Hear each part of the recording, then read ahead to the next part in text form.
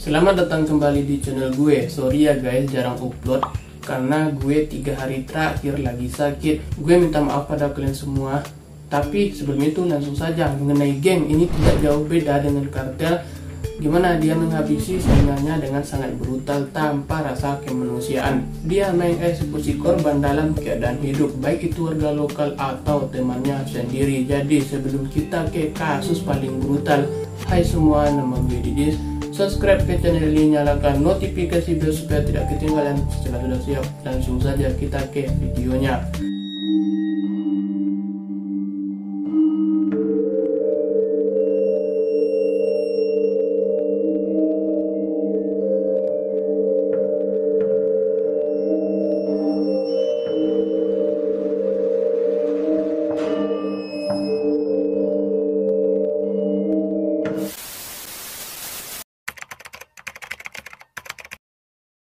Pada tanggal 7 Juli tahun 1977, 9 mahasiswa dari Universitas Benin yang dipimpin oleh Nicolas Udia memulai gerakan Neo Afrika atau dikenal NBM, sebuah persaudaraan laki-laki yang berfokus pada radikalisme intelektual dalam mengejar perjuangan Pan-Afrika. Logo yang ditunjukkan menggambarkan kapak yang membela belenggu kolonialisme dan non-kemerdekaan. Logo tersebut akan menjadi tempat kelompok tersebut. Jadi ini adalah suatu gerakan yang bertujuan untuk pemberontakan kepada kapak hitam.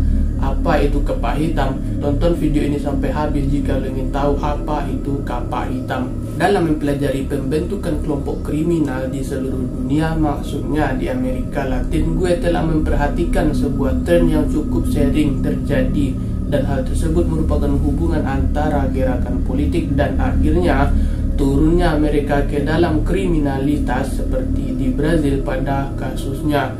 Tren ini biasanya terjadi pada geng-geng, termasuk dua geng terbesar di negara ini, Komando Velo dan Perero Komando de Capital. Keduanya awalnya dimulai sebagai kelompok yang melakukan advokasi terhadap kebrutalan di penjara dan untuk hak-hak narapidana serta tujuan sosial lainnya. Hubungan antara gerakan politik revolusioner dan kriminalitas tidaklah eksklusif ke bahasa Latin Amerika. Namun hari ini kita membahas sebuah geng yang dikenal sebagai kapak hitam atau geng kapak hitam yang berbasis di Nigeria dan telah menjadi salah satu organisasi kriminal paling kejam di negara tersebut, meskipun dimulai sebagai gerakan protes politik revolusioner.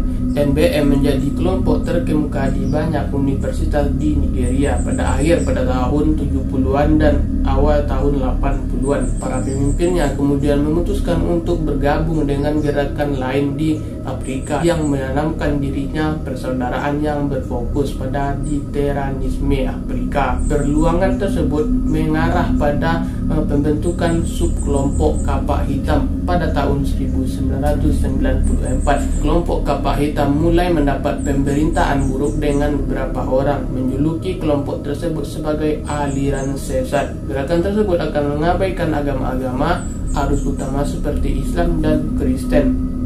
Alih-alih memiliki kepercayaan dan agama lokal yang menghubungkan agama-agama tersebut dengan bentuk dan gagasan sosial mereka sendiri. Keadilan kelompok tersebut diduga melakukan tindakan kekerasan terhadap anggotanya sendiri untuk menciptakan persaudaraan orang-orang kuat, dan mereka juga akan melakukan kekerasan terhadap orang lain. Meskipun ada tuduhan kekerasan ekstrayudisial serta praktik pemujaan yang diklaim kelompok tersebut untuk melawan penindasan dengan mengatakan bahwa anggotanya hanya akan membunuh demi keadilan dan tidak akan membunuh orang yang tidak bersalah. Pada tahun 2008, anggota kapak hitam diperkirakan berjumlah lebih dari 1.000 pria terpelajar. Sampai pada tahun 2024, NBM Afrika secara terbuka memisahkan diri dari persaudaraan kapak hitam dan mengusir hampir 50 anggota terkait, termasuk 4 mantan presiden nasional NBM karena meningkatnya tingkat kriminalitas yang kurang ajar dalam kelompok tersebut. Namun berbagai publikasi menyebut NBM dan kapak hitam sebagai sinonim, termasuk imigrasi dan dewa pengungsi Kanada pada bulan April 2024. Reporter Bian Bridge menulis karangan sifat rahasia kelompok tersebut. Sulit untuk memastikan dugaan hubungan antara gerakan neon dan tindakan kulit hitam. Namun di seluruh Nigeria, kedua kelompok tersebut identik dengan anggotanya yang mengambil bagian dalam organisasi kejahatan, perdagangan manusia, perdagangan narkoba, dan pencucian uang. Dalam beberapa tahun terakhir, kelompok ini pada dasarnya telah diakui sebagai organisasi mirip mafia oleh banyak otoritas global. Sehubungan dengan tuduhan aliran sesat ini terutama berasal dari praktik perekrutan dan ritual mereka untuk anggota baru sebelumnya. Perekrutan dan inisiasi calon anggota harus menandatangani sumpah kerahasiaan dengan berjanji bahwa mereka tidak akan pernah mengungkapkan informasi apapun kepada non-anggota atau melanggar aturan kelompok. Kemudian upacara inisiasi yang kadang disebut blending berlangsung dan semua anggota baru dikumpulkan yang disebut jollification. Ada beberapa proses inisiasi suram yang harus dilalui oleh orang-orang ini sebelum mereka diberikan izin. Dikatakan bahwa mereka ditelanjangi dan dipaksa berbaring di lumpur sambil mengalami pelecehan fisik yang sangat parah. Sementara merangkak melalui kaki penyiksa mereka dalam proses yang dikenal sebagai perjalanan iblis dan kemudian meminum darah. Ini digunakan untuk menurunkan mereka dan kemudian menghubungkan mereka. Dikatakan juga bahwa beberapa upacara termasuk api unggun, obat-obatan, dan pemimpin perempuan dan jenis kekerasan lainnya terhadap anggota yang mempunyai ide untuk keluar dari grup dan kerahasiaannya dijalankan karena ketakutan. Beberapa anggota, biasanya mahasiswa pertama, diinisiasi secara paksa. Kulit hitam melakukan hal ini dengan menggambarkan lingkungan universitas sebagai lingkungan yang bermusuhan dan mahasiswa membutuhkan perlindungan. Setelah mereka dimulai, mereka diberi jubah hitam dengan logo mereka dan mereka diberitahu bahwa mereka baru saja memperoleh peti mati mereka. Persaudaraan juga memiliki upacara yang disebut gerbang, di mana mereka menyembah roh yang juga mereka sebut Tuhan tak terlihat atau iblis untuk membimbing semua manusia dalam hal tersebut. Struktur geng hanya sedikit yang diketahui meskipun ada hierarki yang relatif jelas yang kita lihat pada sebagian besar geng di anak tangga bawah organisasi yang memiliki apa yang dikenal sebagai mata dan pembawa pesan, bertanggung jawab untuk mengawasi polisi dan saingan di acara yang berbeda dan inisiasi. Para pembawa berita bertanggung jawab untuk menggalang publisitas termasuk membuat brosur dan mengirimkan email kepada para pembawa berita dan akan penjagal yang pada dasarnya adalah pembunuh dari geng. Para penjagal bertanggung jawab untuk menegakkan aturan yang menghukum anggota dan melawan geng saingannya. Apa yang diketahui sebagai ketua pada dasarnya adalah manajer tingkat atas yang mengendalikan debuser serta mata dan pembawa pesan. Yang terakhir, pada pendeta dipercaya untuk melakukan upacara terutama pada inisiasi yang juga tampaknya dilakukan oleh geng kapak hitam yang terlibat dalam berbagai tindakan pelanggaran publik. Misalnya Agustus Bingo, kandidat jabatan politik Partai APC 2019, terhubung dengan kapak hitam. Email yang bocor menunjukkan bahwa dia mengirimkan panduan tentang penipuan ke jaringan kolaborator sebanyak 62 kali dan berkomunikasi dengan orang lain tentang target penipuan tertentu. Beberapa dokumen dalam emailnya menunjukkan bahwa di kota Benin 35 juta naira $85 digunakan sebagai kapak hitam untuk mengamankan suara pada tahun 2012. Pada bulan Oktober tahun 2021, 8 anggota kapak hitam ditangkap dan didakwa sehubungan dengan penipuan internet. Pada tahun 2011 dan 2012, anggota sebuah kelompok di Afrika Selatan dituduh menjalankan penipuan percintaan dan skema biaya lanjutan untuk menipu investor. Mereka juga menggunakan penipuan email Nigeria yang terkenal sebagai situs kencan media sosial dan nomor telepon untuk menargetkan warga Amerika Serikat. Pada tahun 2021 dan 2022, Interpol menangkap 75 tersangka anggota kapal hitam karena mencoba mentransfer $1 juta ke banyak rekening bank. Operasi ini mencangkup 4 negara di 4 benua bersama dengan mobil dan barang-barang mewah. Agen Interpol menyita 12.000 kartu SIM yang membantu mengidentifikasi banyak tersangka. Pada tahun 2023, seorang anggota kapal hitam tertangkap mencoba mencuri $1 juta melalui pencucian uang. Mulai tahun 2017, seorang pria yang seharusnya bekerja dengan kapal hitam membuka banyak rekening bank untuk menyembunyikan uang yang diamankan dari skema penipuan seperti email bisnis. Salah satu nama yang dioperasikan adalah selain perusahaan perdagangan AB Bravo dari kejahatan finansial dan politik. Geng kapal hitam paling dikenal karena tingkat kekerasannya yang bejat terhadap orang-orang yang menentang mereka, seperti logo dan nama mereka. Metode pembunuhan favorit mereka adalah dengan mencincang-cincang orang hingga berkeping-keping dan dengan kapak dan topi dan lain sebagainya. Beberapa tahun terakhir ini, beberapa video telah beredar di dunia maya yang menampilkan tindakan-tindakan bejat ini. Ada banyak contoh kekerasan antara ras kulit hitam dan persaudaraan serta geng lainnya. Pada bulan Mei 2009 terjadi perkelahian antara kapal hitam dan klub Den Norman, Nigeria.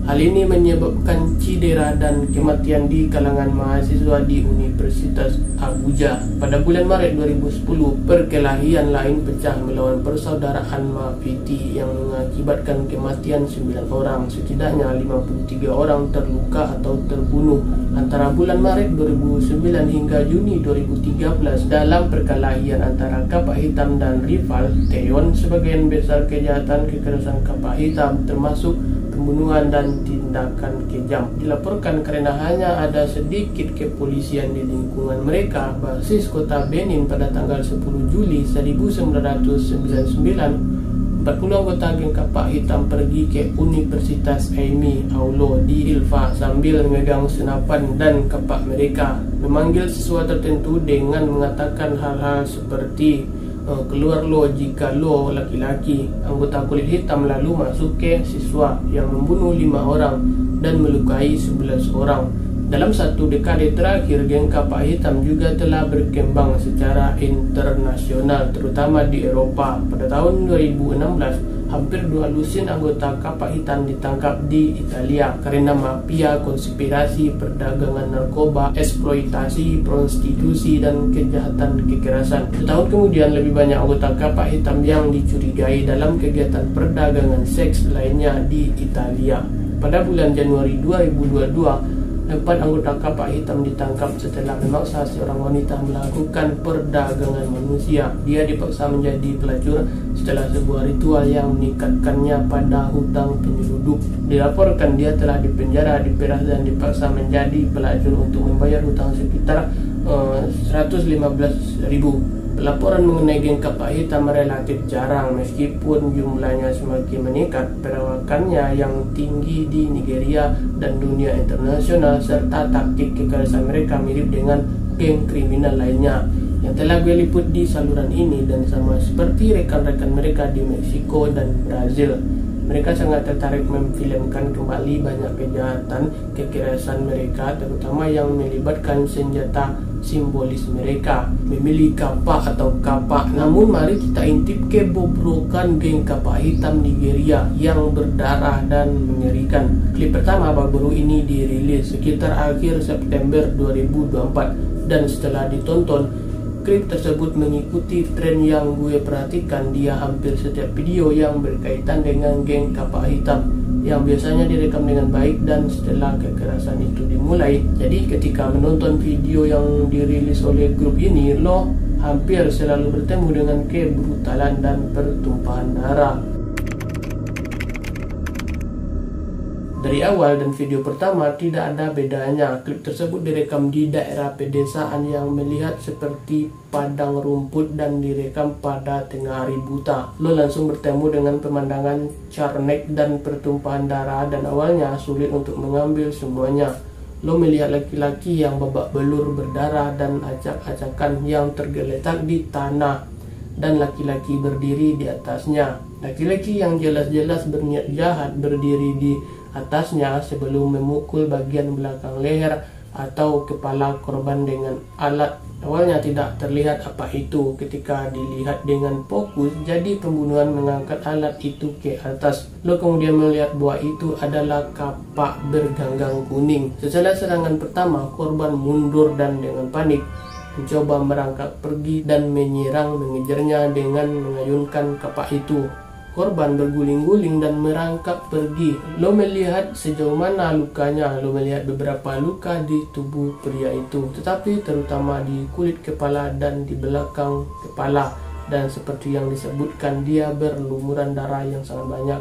Dia mencoba yang terbaik untuk merangkak pergi, tetapi dia gagal. Dia tampaknya sebagian hampir menyerah dan dia sejenak hanya melihat penyerangannya. Psikopat yang memegang kapak kemudian menyerang korban dengan alat di bagian belakang kepala, tepat di atas leher korban yang memegangi kepalanya. Dan sekali lagi dia mencoba untuk pergi, tapi sekali lagi dia tak bisa. Tiba-tiba si pembunuh kemudian mengambil kotoran pelaka dan mengayunkannya ke bawah, tepat ke atas kepala korban, dan ini langsung menjatuhkannya. Dan upaya terakhirnya untuk bertahan hidup berhenti total dalam sekejap. Terdengar suara kapak yang mengenai bagian atas tengkorak laki-laki itu, yang benar-benar memuakkan. Bukan bunyi pecah-pecah, melainkan suara retak yang keras. Muntahan yang menyebabkan korban mengeluarkan suara rintihan yang sangat dalam, sebelum kemudian dipukul beberapa kali di bagian belakang leher dengan kapak, meskipun itu sangat tumpul. Mungkin mengapa korban mengalami luka yang sangat parah sebelum pemukulan tengkorak yang dahsyat tersebut. Tubuh korban tersentak setiap kali kotoran topi mengenai bagian belakang lehernya.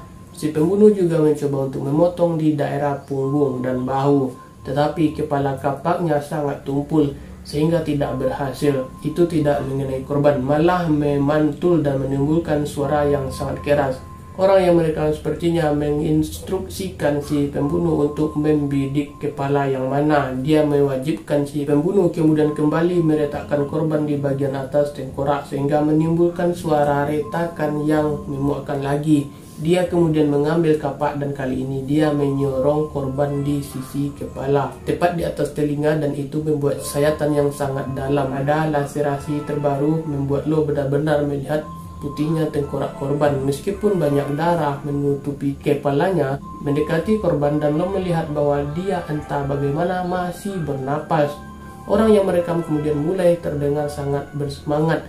Dia berteriak dan terdengar sangat bersemangat secara psikotik. Pembunuhannya kemudian melanjutkan kebrutalannya dan dia memukul korban berulang kali di bagian samping kepala dan leher. Lihat semprotan darah dan suara retakannya benar-benar sangat brutal. Lo melihat potongan kulit menggantung di kulit kepala korban.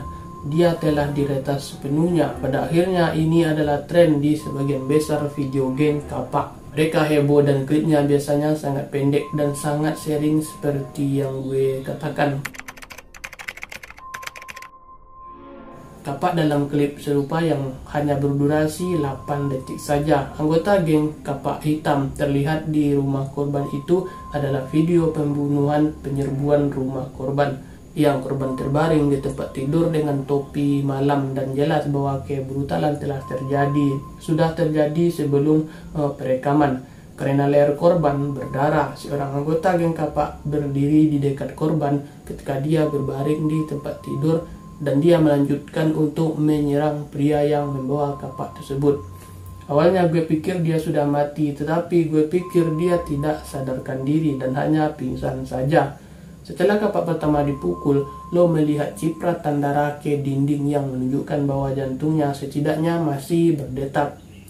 Pada saat ini si pembunuh menyerang korban saat dia terbaring sekarat berdarah-darah di tempat tidurnya sendiri. Juga ada beberapa video aftermath berwarna hitam serangan geng kapak. Biasanya itu adalah penduduk setempat yang merekam mayat orang-orang yang dimusnahkan oleh geng tersebut. Tetapi beberapa menampilkan korban yang masih hidup, tetapi hampir tidak hidup, dan video ini khususnya memberi lo gambaran sekilas tentang kebobrokan geng tersebut. Dalam salah satu video yang sangat mengikatkan pada video Miss Pac-Man yang terkenal itu, yang udah gue bahas, lo scroll aja ke bawah.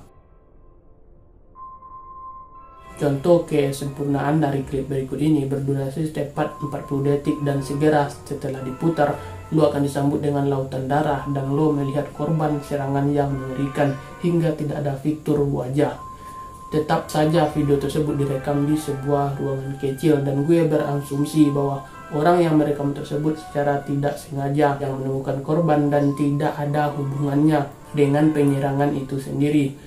Meskipun gue mungkin saja salah, seluruh lantai ruangan yang tertutup dalam darah itu adalah genangan air yang sangat besar, dan bagaimana korban dalam keadaan sadar apalagi dia masih hidup mengingat kehilangan darah dan luka parah yang dialaminya. Sejujurnya gue tidak tahu orang yang merekam sedang berbicara dengan korban dengan nada panik, dan luar biasa orang yang terluka itu entah bagaimana merespon. Lo mendengarnya banyak cerewet obrolan di latar belakang. Gue bertanya-tanya apakah ini terjadi di semacam bangunan komunal. Sulit untuk dijelaskan, tetapi jika lo pernah melihat atau mengetahui tentang video Miss Pac-Man yang terkenal, bayangkan hal itu. Tetapi secara visual ini lebih buruk daripada potongan horizontalnya yang dalam tubuh korban. Wajah bagian tengah wajah korban pada dasarnya hilang sama sekali, meninggalkan kawah besar yang lembek. Kawahnya dimulai dari atas tepat matanya dulu berada hingga ke bawah. Rahang semuanya berupa kawah besar berwarna merah lembek.